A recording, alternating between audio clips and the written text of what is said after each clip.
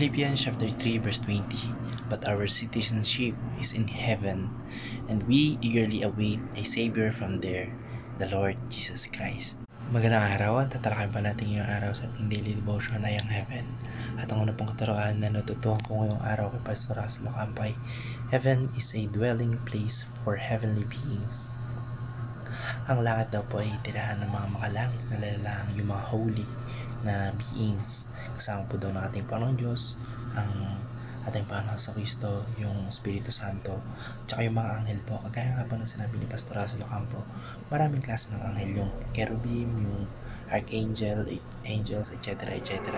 Sa pananaw po natin mga Kristiyano, yung langit po ay isang holy, banal, o malinis at perpektong lugar na wala pong halong kasalanan, walang sakit, walang pagiging corrupt, o yung corrupted place, wala doon yun. Walang kamatayan doon sa langit. Dito po nananahan ng ating Panginoon Diyos, kaya doon yun rin po yung pinakadakilang halimbawa ng kabanalan at kapayapaan o pagiging peaceful.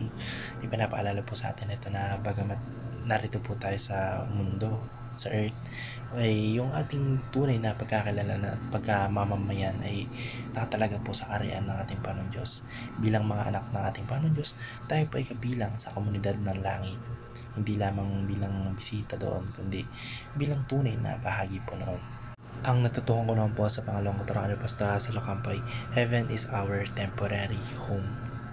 Bagamat ang langit po ay tunay na banal at tirahan po ng ating Panginoon Diyos at ng mga banal, ito rin po ay maaring ituring na pansamantalang tahanan para sa atin po sa mga mananampalataya pagkatapos po ng kamatayan at bago po yung muling pagkalikha ng mundo.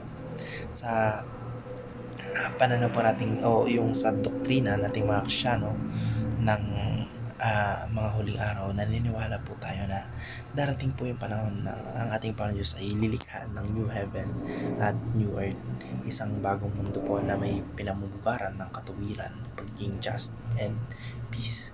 Kaya lahat ng langit kaya po yung langit, though tunay na tahanan ngayon ng mga banal at mga yumao, ito po ay hindi yung panghuling destination po natin. Ito ay isang lugar na paghihintay, o doon lang tayo naghihintay ng sabik po na paghihintay sa pagbabalik natin Panginoon sa Kristo at sa ganap na katuparan ng kanyang kaharian dito po sa lupa. Ibig sabihin po, yung langit po ay parang transit line o yung parang waiting shed ng isang airport o ligtas na mapayapang lugar. Pero hindi pa yun yung final destination ng plano ng ating Panginoon Diyos. Meron po tayo pagkatapos nating magantay doon sa meron po kasing airport lunch bago tayo mag-arrive sa final destination natin. Doon tayo mag-aantay, and darating po yung oras na susunduin po tayo ng eroplano o para sa ating mga Kristiyano ng ating Panginoon sa Kristo at dadalhin tayo sa ating pinal o huling destinasyon. At yun po yung bagong mundo, bagong earth na kasama po natin ang ating Panginoon sa Kristo at ang ating Panginoon Diyos.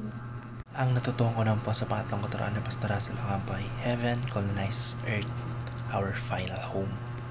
Ito po ang pinakamalalim at makapangyarihang bahagi ng message.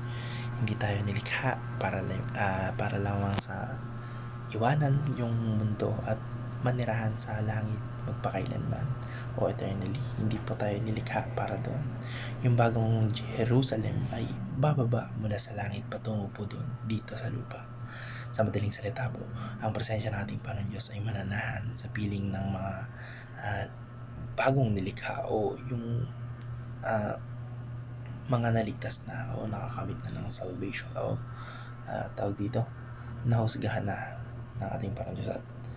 At nahusgahan tuloy, parang pangit ng term na nahusgahan, na nakapasa na dun sa araw ng paghukom. Ang langit po ay hindi lang isang lugar kung saan tayo pupunta, kundi ito po ay isang kapangyarihan spiritual na bumababa po upang baguhin yung ating mundo ngayon. Ito po yung kaharian ng ating Panginoon Diyos na dahang-dahang pinapatupad sa pamamagitan ng kanyang iglesia o ng kanyang church na kanyang mga anak o natin na mga mananampalataya. Tayo po ay tinatawag upang dalhin yung culture po natin ng langit dito po sa lupa. Yung kultura ng pag-ibig, yung kultura ng katarungan, pagpapatawad at kabutihan. Kaya sa huli po, in the end, ang ating eternal home ay hindi yung paglayo mula sa mundo, kundi pagbabagong anyo po ng mundo upang maging tahanan ng ating Panginoong Diyos at ng kanyang bayan. And yun lang po. Maraming salamat and God bless. Amen.